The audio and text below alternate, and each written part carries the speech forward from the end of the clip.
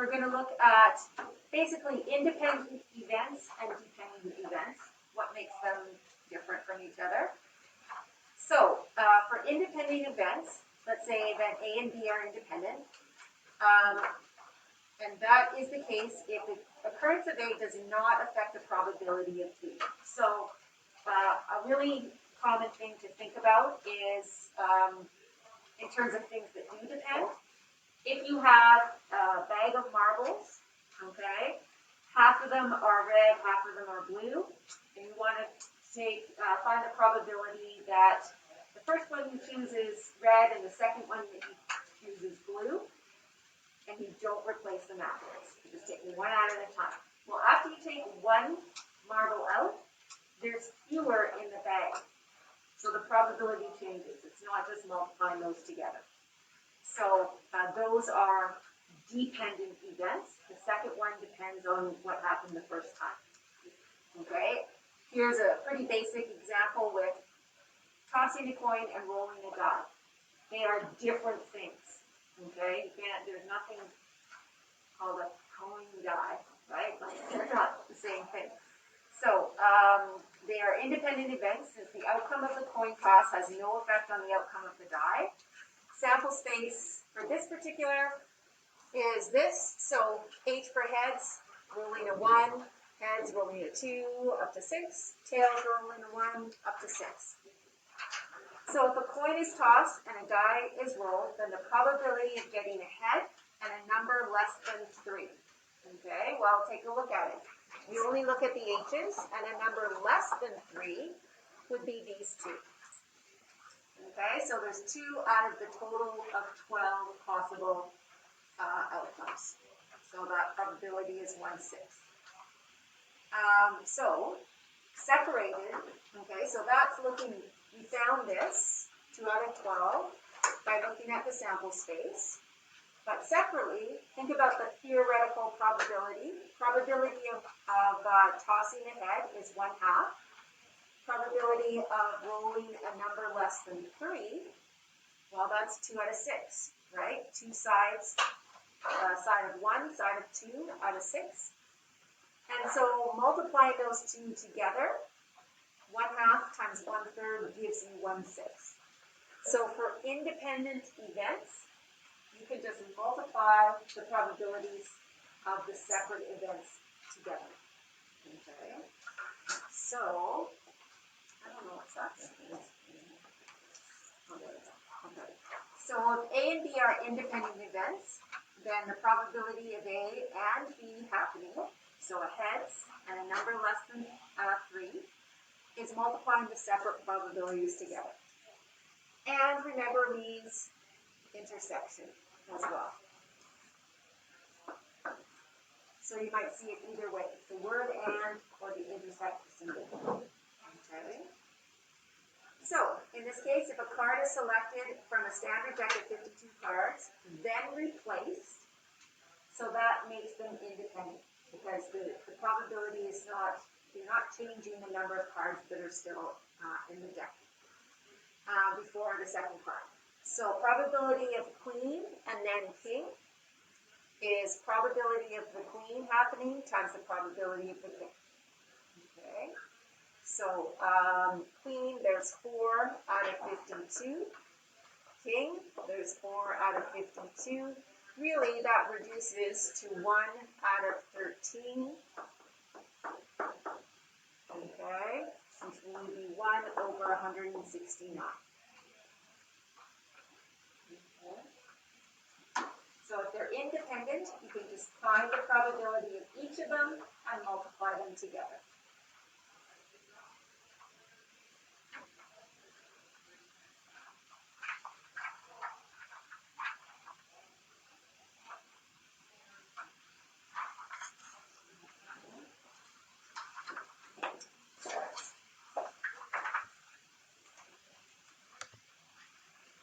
Then, dependent events are what I was suggesting before. If you have a deck of cards, then you don't replace after you've taken the first one out. If you have a bag of marbles, you're not replacing it. So, dependent events, if the occurrence of A does affect the probability of B, So selecting the card from the deck and then selecting the second card without replacing the first card you printed. So let's think about this one. If a card is selected from a deck of 52 cards, that's a standard deck, and not replaced, what's the probability of a queen and then a king? So this is the same actual question as the last one that we did, okay? But the difference is that we're not replacing after the first one, okay? So probability of a queen times the probability of a king, given that the queen was picked. So the first thing, queen, was 4 out of 52, which is 1 out of 13, okay? And then there's still 4 kings, right? So the queen we took out, still 4 kings, but now it's out of 51, okay? We didn't put the first card back in. Alright, so it's times 4 out of 51, and that's going to be 4 out of, what is that, 13 times 51 is 663.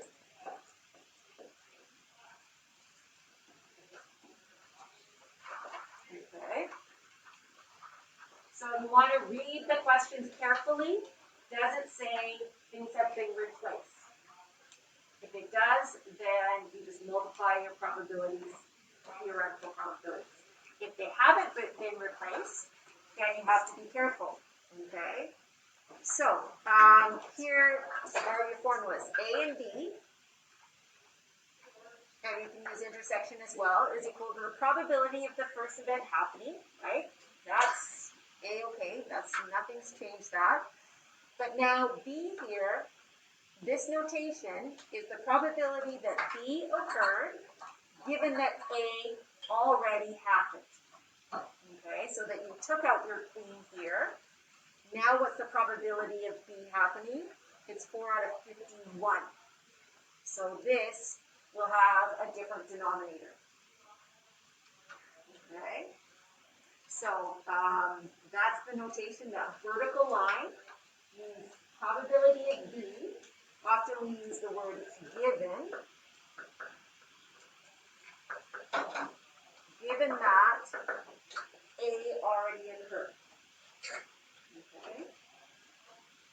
So we call that dependent probability or conditional probability. Okay. And as I said, we're going to spend more time on this over the next few days of the unit. Not few days, obviously we have a test coming up. But. Okay, so says the box contains 5 red and 3 marbles. Sorry, 3 yellow. If 2 marbles are selected without replacing the first, then determine probability of 2 reds. What you might want to do, you could do a tree diagram if you wanted to. You could say, you have a choice of red or yellow. So you could do red here, yellow here. Then from there, it would be red or yellow. Because you're choosing 2 marbles, right? So, it says without replacing. So, first one, this would be, red would be 5 eighths, and this would be 3 eighths. If you chose the first one to be red, that's the probability, or the first one to be yellow. Now, for the second one, if we chose a red, that's going to be 4, because we already chose this red here, out of 7.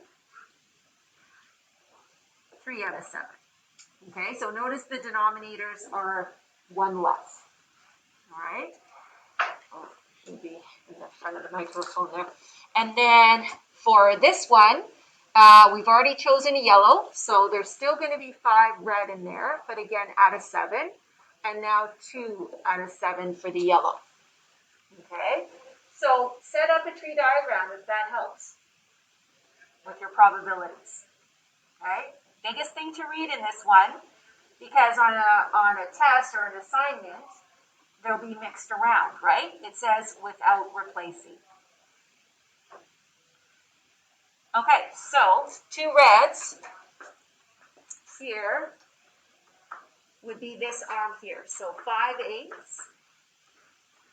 times 4/7. You don't have to do the tree diagram, but it's there if you think about it.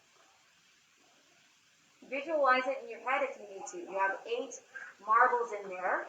5 of them are red. You take 1 out. So now for your next red, there's only 4 left out of the 7 in the bag. So this is your probability of the second red, given that the first red was already chosen. Right?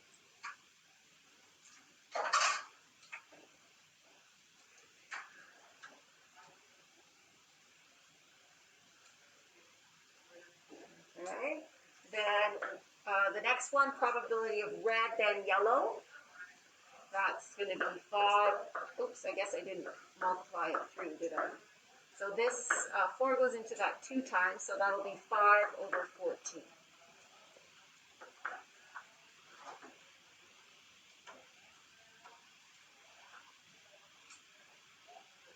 So this here is probability of red multiplied by probability of yellow, given that the first one was red.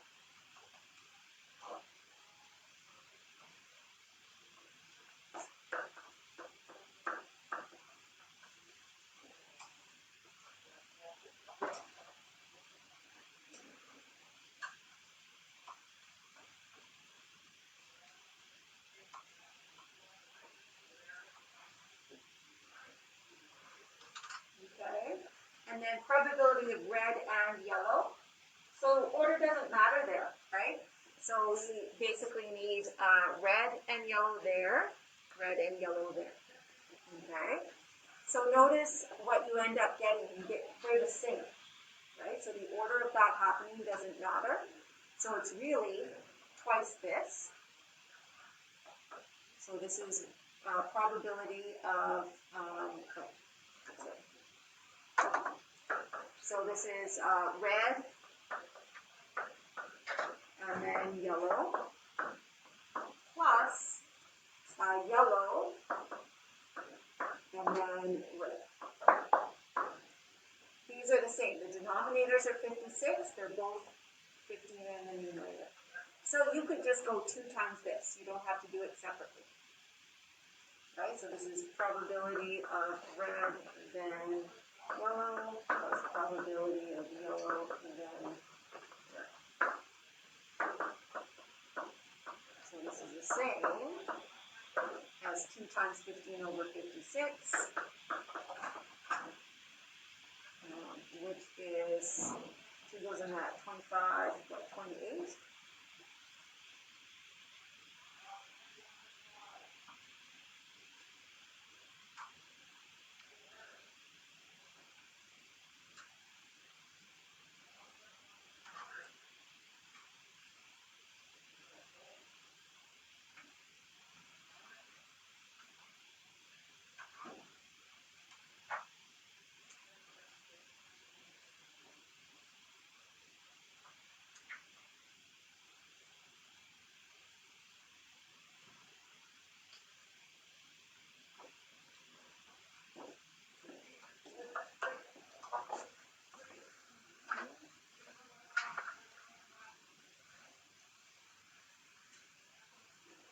That's it.